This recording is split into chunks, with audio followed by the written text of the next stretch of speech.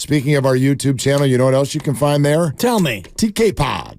Really? TK Pod, all that material. Yes, Tim Kawakami of The Athletic and the TK Pod, now part of the Odyssey Network, and he joins us now live. Hello, Tim. How are you? I'm doing good, guys. I guess I'm not on video this time, but we throw up some videos of my podcast on 95.7 website. It's great. Oh, they're coming. They're coming. They're coming in hot. And I know, obviously, Joe Lacob was the most recent guest. What was your big takeaway with regard to the current and future of this team from Joe? Yeah, I think it's kind of how they're reacting to in context. You know, they could have sold a little bit. You know, they weren't going to do fire sale, but if this season did not turn when it did, you could have seen Andrew Wiggins and Kevon Looney, I think, moved. You know, for things back, they weren't just going to give them away. But this season was not turning out right by that point, there could have been a bit of a change. Things turned out, you know, they started winning. They started looking better. You could see Kuminga rising. I think it's so huge for them. And they kind of stood still, even called the Lakers for LeBron James. He doesn't confirm that, but that certainly did happen. They do that a lot. They call other teams for their superstars just to check. I always think it's curious that, you know, it's just notable that the Warriors are always calling for other superstars. Other teams don't really ever call them for staff. They know, right? The Warriors are stable. Got a little unstable there for a little bit this season, but for a lot of different reasons. But they feel pretty rock solid with what they've got. They're hoping this thing kind of pushes them this season. And then the other notable thing is not only are they going to get out of the second apron, they're going to try to get out of luxury tax, which is a pretty big, you know, cut in payroll. But they can do that with the expiring contracts they've got, Chris Paul and Klay Thompson. They've got some other maneuverability. There's some room there if you can sign them both for less. And they can still believe they have something worth keeping and aiming at next season. I think a lot of this is aimed towards next season with a chance this season. And financially, it kind of works for them. If it didn't happen, though, in the last few weeks, there could have been a whole lot of other things going on. It's just, you feel the flow of this. You feel kind of how volatile it was. And you feel how they kind of lucked out that this thing turned when it did and not like, you know, right now. If it had happened after the trade deadline, it would have been too late maybe to save some of these players. Right, and it happened at the perfect spot in terms of where they can now be as a 10 seed. You feel like they can at least be a play-in team. But I'm interested, Tim, in terms of what you talked about with the future of the salary cap. Can they sign Klay and still get under that first threshold? And if so, what would that salary look like for him? Yeah, you're looking about $30 million between him and Chris Paul or anybody else of that, you know, that level. And it's a squeeze, there's no question. But, you know, if Chris Paul doesn't come back, then you have a lot of money at play for Klay, right? And I think you're looking at something under $20 million a year. He might not want that. He might feel insulted by that. I don't know that anyone else is going to pay him that. Maybe somebody would. I think if somebody comes to Klay and says, here's 3 years, $80 million, the Warriors will say, Klay, you were great for us. We appreciate it. We cannot pay that. And you could understand where they're coming from. But it depends on where everyone else is. You know, maybe they can move Kevon Looney's $8 million, and that gives them more, you know, more than $31 million or 30, you know, whatever it is to pay everyone else. It's flexibility, and they've got it. That Jordan Poole trade, for a lot of different reasons, worked out for them. One, he's not that good this season. And two, the chemistry cleared up a little bit. And three, it was a long-term deal that they got out of. And now they can either use the Chris Paul money to bring him back. They could trade him. They could go way under. That's the big flexibility. And I think the Klay thing is going to be, if he's out there searching for $28 million a year, he's probably not going to get it from them. I don't know if he's going to get that. Maybe they could come to some compromise, but in the $18 to $22 to $23 million a year range, I think that would fit with what they're looking at and would kind of help them kind of plot out a team that would get under the luxury tax. I didn't think he was going to say that. I didn't know that they could do that. Realistically, I knew it was mathematically possible. Now that he's saying it, we have to look at the books and kind of look at them and trying to get under 171, which is a bit because they're at over 200 now. But I think that if you go Klay at a reasonable, whatever reasonable means, at a market value number, they can do this. Tim Kawakami with us, Willard and Dibs. Okay, Tim. I'm a pretty loyal guy as a fan. No question about that. But by the same token, when he says to you that we can still win a championship with this roster, isn't the response to that, why do you rationally feel that way? Yeah, I mean, I don't, again, it's the owner. He's not going to say, hell no, right? He's not going to say that. It's an intonation. It's the tone of it. And I don't think they really think they can, listen, in the locker room and the coaching staff, maybe they have to believe that they've got a shot at this, like they had a shot at it last season. Things are coming together, but they don't think, realistically, don't think of themselves as title contenders this season. They shouldn't. They're a 500 team. That's what they are. Maybe they'll be different in a few weeks, but that's where they are. Take a run through it, see where they end up. Get to the second round. I think would be a success for them this season. They've gone through so many things. I think they're thinking about next season more realistically.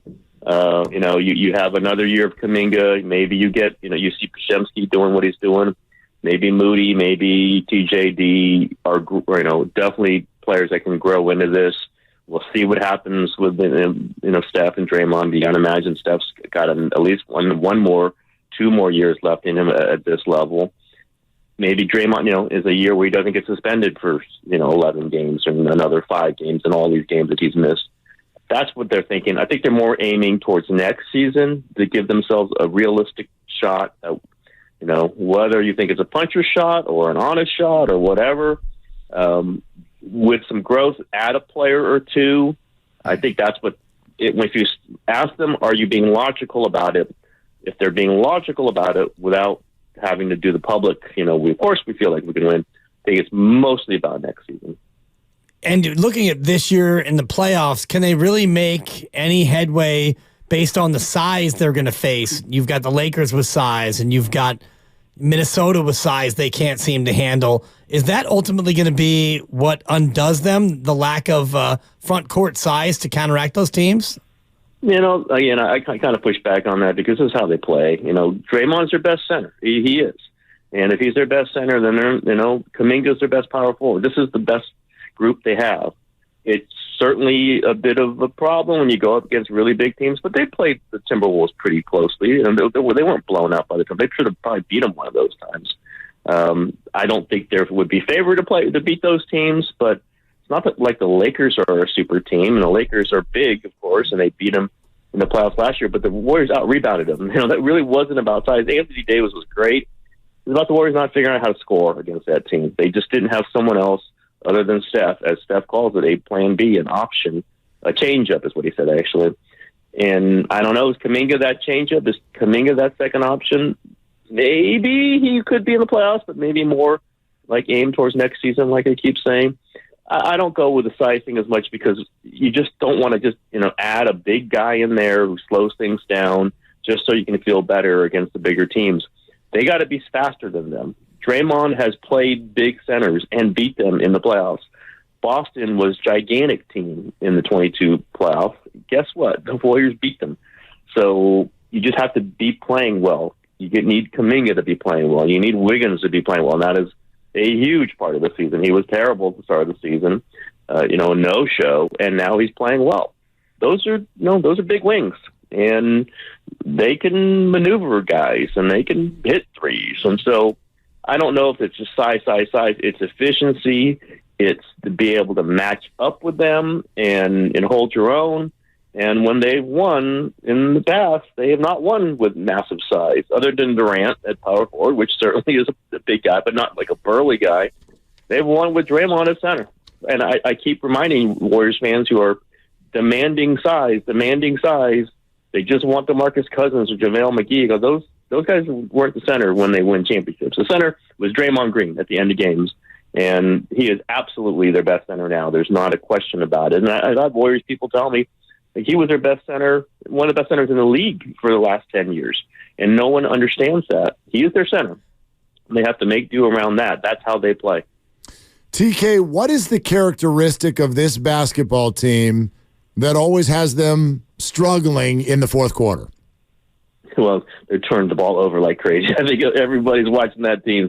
They get really shaky with the ball, and They've got some guys who don't like dribbling the ball in pressure situations, who make some bad passes. Steph can be, a little risky with the passes too, and it breaks them down offensively. It just does. Now, they weren't great defensively either in the last two games, certainly not against the Clippers, and they gave up a lot of easy shots last night in Utah. But I don't know if it's the defense per se all the time. It's the turnovers that lead to easy baskets. Every time Kuminga makes that horrible turnover, with two Jazz players lying on the ground on the other side of the basket, throws it to the other team. What happens? It's the three on the other side. That's a killer. Open floor, live turnovers. They commit too many of them. This is why Kerr likes having Chris Paul out there. We'll see when he's back pretty soon. Again, Warriors fans are just united in hating Chris Paul right now, and I don't really get it. If you watched the way this team played, he was one of their best players in the beginning of the season. He is small, the tough defensive matchup. I get it, but do you want all these turnovers in the fourth quarter, or do you want somebody other than Steph, who the defense has to respect as a ball handler, is somebody who can get them out of trouble and reset them? This is why I think is the main thing that's caused them giving up these leads. It's the live ball turnovers and the 3-pointers on the other side in transition after the live ball turnovers. It just you just go through it. It happens. When they have a live ball turnover, in my head, I just say that's a 3 on the other side. And guess what? 70% of the time, it is a 3 on the other side. Yep. And those are killers. Those are just killers. Klay Thompson, best game of the year while coming off the bench for the first time in 12 years. Do you think Steve stays with him as the sixth man? Yeah, at least for a while. I think, they've kind of been working towards this. I've been talking to some Warriors people, not Joe Lake, but other people. Just this is kind of the Kerr process is he sticks with a guy, until when even the guy's wondering why he's sticking with him. And so when he makes the move, that guy can't complain about it. Can't say, you didn't give me my shot. Klay Thompson's been given a shot, incredible shot this season. And maybe this move frees him a little bit, right? He doesn't like it. He doesn't want to come off the bench, but there's a little bit of chip on his shoulder probably. There's a little sense that, okay, I'm going to win it back. Instead of defending his role, instead of trying to reprove himself, he gets put in this position, which he really hadn't had since he was his first couple years, of just going out there and, okay, let's see what you got. Let's go out there and be free. Go out there, and people don't believe in you now. And maybe we saw the result of that last night. I'm not saying he's going to get 34 points off, in 26 minutes every night, but I think it's a little more comfortable for him, and I think you see the method in the Kerr madness a little bit. You stick with these veterans guys that have won him titles as long as you can, probably longer than he should, in order to say, okay, when I make this move, I've really given you every shot in the world. Kevon Looney, he gave every shot in the world. Finally had to take him out of the starting lineup. Andrew Wiggins, for most of the season, he gave him the shot and then took him out of the starting lineup a few times. Now he's back in and he's playing well. Klay Thompson certainly can't say that Steve Kerr didn't give him a shot. He gave him an incredible shot at this. And now when he makes this move to take him out of the starting lineup, okay, this is understandable. This is logical. Now let's see where the team goes. I think they're definitely going to stay for a little while. And then if things change, you adapt again. But this is kind of like the veterans and Kerr, they're understanding that he's gonna ride with them until he absolutely cannot ride with them, and then he's gonna make a switch, and they're gonna still be on board. There's that was always the worry with moving Klay out of the starting lineup. Do you lose him? Do you lose him his confidence? Do you lose his sense of team? And I think the way this has worked out, this is Klay saying, you know what, I'm still important, but I'm going to be important in a different way. Tim Kawakami with us on Willard and Dibs, the TK Pod, part of the Odyssey Network, and you can find the clips and content now on our YouTube page as well. We encourage you to check it out. Really, really good interviews. All right, TK, over to the Niners. Your response to someone when you hear them say they've used Steve Wilks as a scapegoat. Yeah, he kind of was. I mean, you do it 3 days after the Super Bowl. You are making a scapegoat of him. And I think they were aware of that. I think it was Certainly, public opinion is that way. I think they might have fired him either way, frankly. It would have been weird if he won the Super Bowl and defense plays well. I just don't think it worked. I think the problem was hiring him in the first place. Not his fault. He's a good defensive coordinator. He's a great, he's a good guy, a real respectable man, but it just didn't fit the 49ers culture. So that's a problem of the hiring. It's not the problem of everything else. It can't be just about the Super Bowl. It shouldn't be just about the Super Bowl. If they fire him when they do, it makes it look like it. But I think the comments from Nick Bosa and some of the other players were kind of it's what sealed this. They didn't believe in him. The chemistry wasn't there. It was a defensive secondary guy trying to communicate and lead a defense that is led by their front seven, that has the ethos of Fred Warner and Nick Bosa and Eric Armstead and Dre Greenlaw, that just never felt totally there with him. Him coming down from the booth to the field, when that's not what he wanted to do, was a huge sign. They played well after that, but he never felt like, with D'Amico, you just felt like every call he made was just intrinsic to who they were. Didn't always work, but it was who they were. Same thing for Robert Saleh. Just never felt that with Steve Wilks. I thought they might go one more year with it, but the one thing I'll talk about Shanahan is it doesn't look good, but better to do it once you've decided it and not delay it just to make everybody feel better about it, just to make the PR better. He decided he wasn't going to be the defensive coordinator anymore, so he took the heat. He's made the decision. We'll see who they hire. You don't want to get unstable here, where you're just going through DC. But we'll see what he comes up with. I just don't think the Wilks thing fit who they were, and they're going to have to take the heat for it, and they just have to hire a better defense coordinator. And nobody will be complaining if they're back to the number one defense again. They fell off of that perch this season. If they get somebody who can get them back to number one, who gels with Fred Warner and everyone else there, then you take this hit now to get that spot next November and December. We'll see if they hire the right guy. And in large part, it's determined by who they replace Dre Greenlaw with, and they've got some free agents up front as well. So that's certainly a piece of it. Would you anticipate they stay in-house, or do they go outside to try to bring in either a big name or an unknown commodity from outside the organization? Yeah, I'm not sure. I don't think they're going in-house. I think if they would have gone in-house, it would have been last year. They would have wanted to stay with, the same system, the same group, the same culture, and they didn't. They went to Steve Wilks. Don't know that they have that candidate. I just don't know that candidate's there. So I think there'll be somebody from outside. Might be a big name. Brandon Staley is the name out there. I don't think it's going to be Vrabel. I don't think it's going to be Belichick. You're not just going big name hunting because, listen, Robert Saleh wasn't a big name when Shanahan hired him.